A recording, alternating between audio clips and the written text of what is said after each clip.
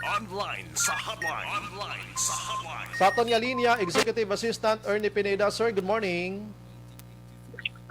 Good morning man, Captain Brian. Sa nagpamatigil nga programa mayong aga sa inyo sana. Aha, salamat gid sir sa time bow. Kumusta sir? Ano ang sitwasyon subong sa siyudad sa Bacolod to implementation sining mga pagpanglimpyo naton kay do nagbalalik na mga vendors ng iban na Sir Ernie sir. Tingnan din tungod kay ang ating balang QC Legal Enforcement Team, daw nagtako atong pag-implemental ang protocol dito sa Comelec. So kapulaw sila para nga mapasiguro kag simpuligan nila ang task force na Pilipinas para nga maka-implementar ining pag-observe sa health protocol. Pero sinuhay nga daw ang focus nila daw dito with, no? They gulpi nga pagdagsa sa mga tao, no?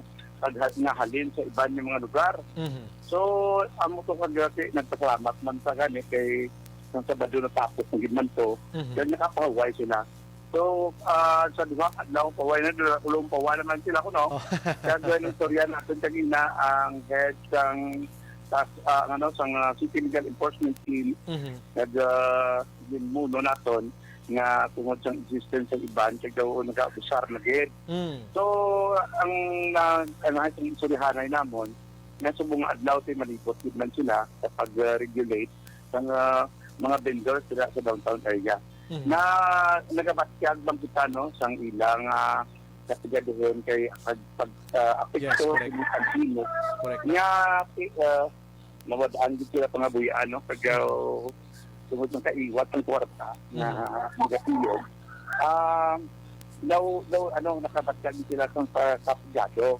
So, pero, hindi naman natin pwede nga ipabayaan. Kinanglang i-regulate, yes. No? So, muna sa mga option ba nga na-istoryagin natin si Mr. Dante de Michelo, kaya malibot sila sa niya adlaw, lagyan tawon nila ang sitwasyon. So, kasi nga, pero mag-ulang din kami nakaglo ginawa, at nakapahuway, sa tungkol sa implementar naman sa health protocol sa Comelec.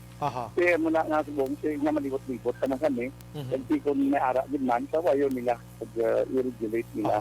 Yun yung mga vendors. Kung na pwede ang doktor yun, yung natin yun lang. So, ayun lang. Correct. Maintindihan. So, kaya maintindihan mo natin nga subong daan po sila mo. Hindi ma-deny nga mas simple ang negosyante, mas hindi ko kaning negosyante nakabatyag, ay hantay ining mga magagmay nga negosyante nga nakabatyag din sila, napituhan din sila sa pandemya. Ang aton diri Sir Ernie aton diri hindi kay pangpahalinon tigid sila kundi hipid-hipiron man nila Sir ang ila sining mga display dira kay amotong muno ko blakay na kita kay intindi kita kay Plariho man taga palangitan anaton pero maglabay ka na sa downtown Libertad kung isa masangit mo gamay Sir Ern bala do ikaw pa yang malain pero kung tulokon mo yan ang isang publiko alagyan mo di ba Sir Ern dumamayad ka pa ang iban na ang mga ginambal na mo na siya ang iban sila hindi na niya nga garimit kung abusar mapatyagan naton nga pamigado sila nga ginahimo na nila para makasurvive no kay survival na big sa punto nga nanging survival na pagpangabuhi naton tungod sang nagyan kita sang kining pandemya. Correct. Pero hindi naman to the extent nga maabusar na sila nga wala naging siyang ang tao yan, hindi nagkikaagi. So ano ni Sir and Burgos Public Market, Central Market, Libertad. Tatlo ka big kwan gini merkado ang inyo tutukan na naman Sir Ern nila. Oo. Kasi nagambal mo sa aton nga mas iyog sila sa bunga nga adlaw pag ilang taon ang sitwasyon. Kaya pagkatapos, ilang taon hindi itas sa pag-implementar sila. Kaya para maistoryahan na naman. Kaya ang usual na imo naton, ina-istorya naton ang mga vendor associations kaya para nga mapupod sila sa pagplano at sa pag-implementar sila. No? Aton kung wala lang yung presyo yung sabi nga halin sa DILG. Pinalik kay Gibin siya mo ang DILG nga memorandum. Ito bisan pa gani nga ina-consider yun na naton yapon ang sitwasyon sa mga vendor sa Aha. subong nga mapatyagan naton nga tamaan na gid man kapigado siyempre. Correct, yes, So, correct na, sir. tama itong ambal mo, nga hindi naman na sila pangharugon ba, hindi naman na sila pangdakpunggid, pero Regulate lang, oo.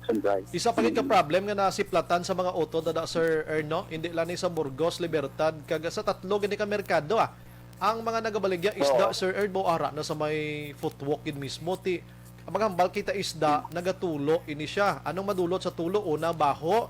Ikaduha, ang danlog sandalan. Mas slide kita dira bla Sir Ernhow. Oo, anong sitwasyon? Actually, sa mo na nakakaw na namon kasi may kurihan, no? Aha.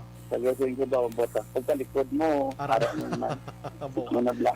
Subod. Anyways, So, kita rin pindihan tang ilang flight, Aha. kaya rin pindihan ta, Aha. ang nakapiga doon. Suling naman kami nga implementar bla, Aha. kami intindihon ni man. Correct na, Kasi correct na. responsibilidad na namon sa PAWO, kag sa amon, kag sa aton nga pang gobyerno.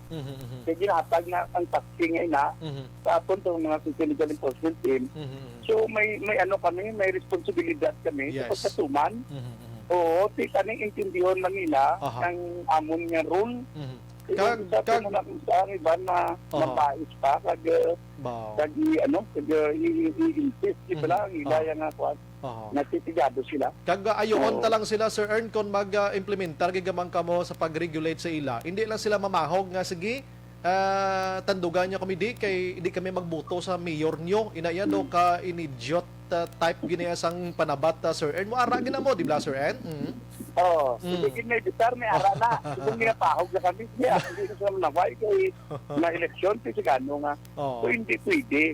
Kaya kinanglan, may ano mo, may standard kita gina, ano, Yes. Ngayon, may mga guidelines kita sa, ano, sa DILG, no? Sa memorandum, Aha. nga dapat sundon. Correct. Kaya, gano'n, ginapiyungan ka na lang. Oh. Kung pwede pa lang piyungan ka na lang. Kaya may kindihan ka, nga si, pamigado pamigado. Yes, So, correct. muna ang butong line nga, nga daw Abusaran. kung isa gani, gapa bulag-bulag ka na lang daw. Kung kisa mahambal para Oo. Sa punto. Kung isa mahambal para sa Oo. himuon tani total manog eleksyon hadlok sila manaway sa aton. Remember nga ang ini sila manog baligya pila lang kabilog pero ang nagaugot ya linibo nga hindi na namian sa sitwasyon ng city ta maginapos sila Sir Ern no.